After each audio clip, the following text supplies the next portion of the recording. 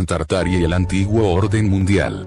El pueblo tártaro está repartido en varios grupos y entre distintos países. Solo constituyen una mayoría en la República Rusa de Tartaristán, cuyas autoridades defienden el pantartarismo, la visión de los tártaros como un grupo único. Esta es también la postura del Congreso Mundial de los Tártaros, a pesar de que la evidencia genética e histórica la desmiente. Si bien podría discutirse que exista un origen común de los distintos grupos tártaros, es evidente que no comparten el destino. Tartar. 3 letras que se repiten en 2 sílabas, un sonido onomatopéyico que parece no ser más que una reproducción de una lengua que se desconoce. Esta es una de las teorías sobre la etimología de la palabra tártaro. Otros la vinculan con el infierno griego, de igual nombre. No obstante, la primera R de la palabra es un agregado del latín, en la lengua tártara, así como en los países eslavos y anglosajones, el pueblo se conoce con el lexema tatar. Otras teorías encuentran la explicación etimológica en la mezcla del túrquico tat, montaña, y el persa ar, hombre, los hombres de las montañas. Ninguna de las etimologías ha sido confirmada. Tampoco existen cifras precisas, aunque se estima que hay más de 6 millones de tártaros en el mundo. 5 millones viven en Rusia, donde constituyen un 3,87% de la población sin contar a los tártaros de Crimea. De ellos, la mitad reside en la república por y para ellos creada, Tartaristán. Los tártaros no son una comunidad homogénea, sino que se dividen en varios grupos y subgrupos, que no comparten ni el origen genético ni el destino. Mientras que los tártaros de la zona central de Rusia lograron conformar una región autónoma, en Crimea la persecución es una constante. La razón principal por la que resulta imposible determinar el número preciso de los tártaros en el mundo no es la falta de censos, sino la subjetividad del concepto de identidad, ya que Rusia es un estado plurinacional en él. Que la ciudadanía se adscribe a diferentes nacionalidades sin por ello perder sus prerrogativas como ciudadanos. Además, la proximidad entre las numerosas etnias dio lugar a un mestizaje inevitable. El dicho "si se rasca en un ruso, se encuentra a un tártaro" recuerda la entrelazada historia de estos pueblos. Para ampliar, Rusia, el último gran estado plurinacional europeo, abelguil en el orden mundial, 2016. El origen incierto y la creación de la nación. A veces, la historia se convierte en esclava de la ideología. Este ha sido el caso de los tártaros. Los historiadores discuten acerca de su procedencia y los vinculan con pueblos diferentes. Las principales teorías acerca del origen de los tártaros son 3, la bulgarista, la tártaro-túrquica y la tártaro-mongola. Comparten posturas comunes, pero se diferencian en el papel que otorgan a los actores externos en la conformación de la identidad tártara. En el caso de la teoría bulgarista, hay que tener en cuenta que la Bulgaria del Volga del siglo VIII tenía poco que ver con el estado búlgaro actual. Geográficamente, se encontraba al este de los Urales, en la orilla del río que le dio su nombre. Según la teoría bulgarista, los habitantes de este territorio, en el que hoy se encuentra Tartaristán, crearon una cultura propia que no sufrió grandes cambios desde el siglo VIII. Los pueblos colindantes dieron a la población de la Bulgaria del Volga el nombre de tártaros, y siglos después estos lo aceptaron como suyo.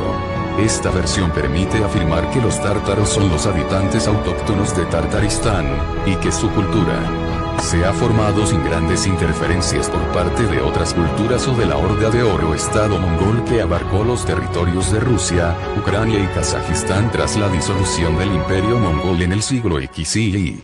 La teoría da lugar a una postura reivindicativa en cuanto al territorio y a la autonomía, puesto que considera a los tártaros como una población indígena. Aunque en la Unión Soviética el vulgarismo era la versión oficial de la historia, en la actualidad la teoría está desfasada. Por su parte, la teoría túrquica sitúa la creación del pueblo tártaro en el siglo VIII y tiene fuertes raíces panturquistas. Otorga un papel fundamental a las etnias túrquicas cercanas y a la Horda de Oro en la consolidación de la población autóctona de la Bulgaria del Volga, que se vio obligada a sustituir la escritura de runas por el alifato árabe y convertirse al Islam en 922. Tras la desaparición de la Horda de Oro, el territorio se fracturó en varios kanatos tártaros y originó el éxodo de varios grupos, uno de los cuales habría llegado a Crimea. Debido al origen común, todos los tártaros compartirían la misma lengua y unas tradiciones muy similares. La tercera teoría se diferencia de las dos anteriores porque sitúa el nacimiento del pueblo tártaro lejos del Volga. Los tártaros y los mongoles se retratan como tribus nómadas de Asia Central ya conformadas en el momento de su irrupción en Europa.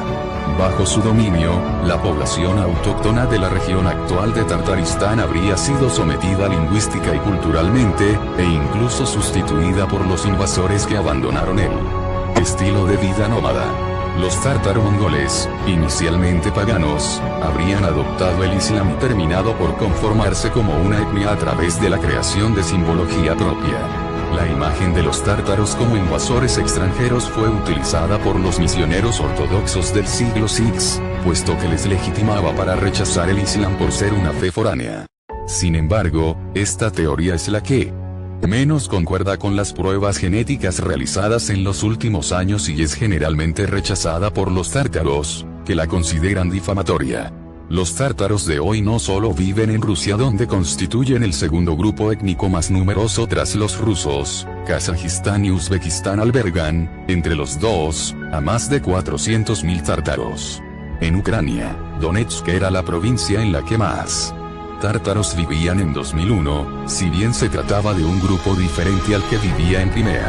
Más allá del entorno postsoviético, los países destino de los tártaros fueron, principalmente, Turquía, Estados Unidos y China, pero los tártaros fueron y continúan siendo una minoría en todos ellos.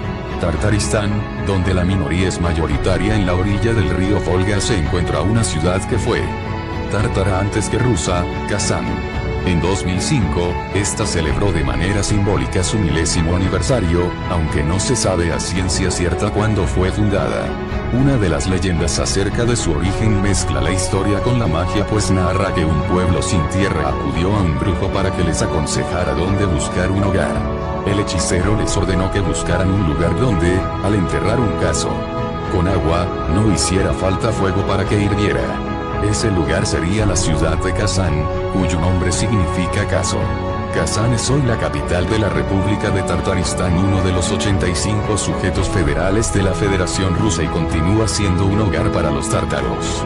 El Imperio Ruso incorporó el Kanato en 1552 y la toma de Kazán por Iván el Terrible se convirtió en uno de los principales hitos de la reconquista rusa sobre la Horda de Oro. La famosa Catedral de San Basilio en Moscú fue construida para conmemorarlo. En los primeros años tras la anexión, la suerte de los tártaros parecía estar echada, el deseo de venganza y la aparente imposibilidad de integrar a la población musulmana en un país ortodoxo apuntaban a la desaparición de las características únicas del pueblo. Sin embargo, no sucedió así. La emperatriz Catalina la Grande dio un giro en la política de erradicación del Islam llevada a cabo por sus predecesores, que destruían las mezquitas, deportaban a las minorías no cristianas y los bautizaban contra su voluntad. Catalina allí viajó a Kazán en mayo de 1767 y, tras reunirse con los tártaros, les permitió mantener la fe del Corán. Desde entonces, la ciudad acogió ambas religiones, y a la emperatriz se la recuerda allí con el apodo de Evi Patsha, la buena abuela. La gobernación de Kazán, la futura Tartaristán, careció de autonomía hasta 1920, cuando por un decreto de Lenin se constituyó como la República Socialista Soviética Autónoma Tártara. Entre las etnias que reunía, más del 90% de la población se repartía equitativamente entre tártaros y rusos. Para ampliar, comillas, cómo se compone Rusia administrativa y políticamente, el orden mundial, 2019. A partir de los años 90, la Unión Soviética y Tartaristán fueron en direcciones opuestas. A medida que la primera se desestabilizaba hasta llegar a descomponerse, la república iba ganando autonomía. Esta situación contó con tres protagonistas políticos, dos hombres enfrentados por el poder y otro que supo aprovechar la situación.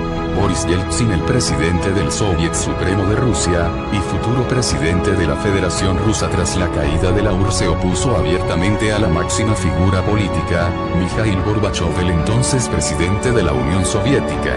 Entre las numerosas medidas que Yeltsin adoptó para ganarse el afecto de la población, algunas buscaban enmascarar la incapacidad, ya patente, de la URSS de mantener el control sobre las repúblicas. En 1990, Yeltsin había dicho en Kazán: tomad cuanta soberanía os podáis tragar, y el líder del Partido Comunista de Tartaristán, Mintimer Shaimiev, lo hizo. En verano del mismo año, con la Declaración de Soberanía, se creó la República Socialista Soviética Tártara, reivindicando la titularidad de sus recursos, principalmente el petróleo. En 1992, y a pesar de los intentos de Yeltsin de apaciguar a los independentistas, Shaimiev llevó a cabo un referéndum preguntando a la población de Tartaristán si la república debería o no ser independiente. El 61,4% de la población respondió que sí. Paulatinamente, y temiendo un derrame de sangre semejante al de Chechenia, Yeltsin y Shaimiev llegaron a un acuerdo de autonomía para mantener a Tartaristán dentro de la Federación Rusa, si bien la negociación de esta cuestión no concluyó hasta 2002. Tartaristán es la única república de la Federación Rusa cuyo dirigente ostenta el cargo de presidente. Uno de los requisitos que deben cumplir los aspirantes a este puesto supone dominar los dos idiomas oficiales de la región, el ruso y el tártaro. Desde 1991 y hasta hoy, tan solo 2 dirigentes han estado al mando de la república, ambos tártaros y musulmanes. La conservación del equilibrio étnico, religioso y lingüístico en Tartaristán precisa de una acción política constante. El balance étnico se mantiene con pocas alteraciones desde 1920, según el censo de 2010, el 53% de la población se declara tártara, constituyendo la única región del mundo donde son una mayoría, frente al 40% de los rusos. Además, más de 170 nacionalidades conviven en el Tartaristán moderno. Antes de la Primera Guerra Mundial, una poderosa fuerza de judíos ricos maniobraba recuperar el control de Jerusalén. El Vaticano estaba furioso. Una vez más los judíos estaban bloqueados, sus secretos intentos de establecerse en la Ciudad Santa. Los judíos pagarían caro su terquedad. En vista de eso, los jesuitas elaboraron un plan maestro que no solo aniquilaría a los judíos, sino que haría que todo el mundo se volviera contra ellos. Los jesuitas ordenaron a ciertos judíos leales al Papa que escribieran un documento llamado los Protocolos de Sion. Cuando fuera publicado, los europeos se pondrían furiosos. En 1913 se crea la Reserva Federal y entre de 1914 a 1945 se suceden las 2 guerras mundiales. Marx y Engels, quienes en 1948 escribieron el Manifiesto Comunista, fueron entrenados y dirigidos por sacerdotes jesuitas. El Partido Comunista fue secretamente financiado por agentes de Roma, los Iluminados, para crear otra potencia mundial leal al Vaticano. En 1944 se dan las resoluciones de la Conferencia Monetaria y Financiera de las Naciones Unidas, conocidos como los Acuerdos de Bretton Woods, que dan paso al FMI, la banca mundial y los paraísos fiscales. Desde entonces las familias rebeldes europeas junto a la nobleza negra que se hizo con el control de la Orden de Malta y el Vaticano se han dedicado a crear un imperio corporativo sobre los restos del anterior imperio ruso tártaro para poder controlar y oprimir a las naciones del mundo. Estas familias son quienes autorizan y crean corporaciones y a multimillonarios, dirigen las religiones, los estados, las sociedades secretas, la mafia y los sindicatos del crimen organizado. En 1945 se crean las Naciones Unidas, en 1948 se crea el Estado de Israel en Palestina y en 1959 el Concilio Vaticano II, con lo que el catolicismo abraza el capitalismo global. Su religión es el engaño y su Dios el dinero. En la actualidad todos los caminos llevan a Roma, que es la base de su sistema de control. Las monarquías constitucionales europeas son ramas del imperio corporativo de Roma. Las monarquías constitucionales están gobernadas por jefes de Estado designados por la sangre y sirven a Roma a través de la soberana Orden Militar de Malta. Dale like a la página y suscríbete a nuestro canal de YouTube Francis Flow TV Universo Arcano.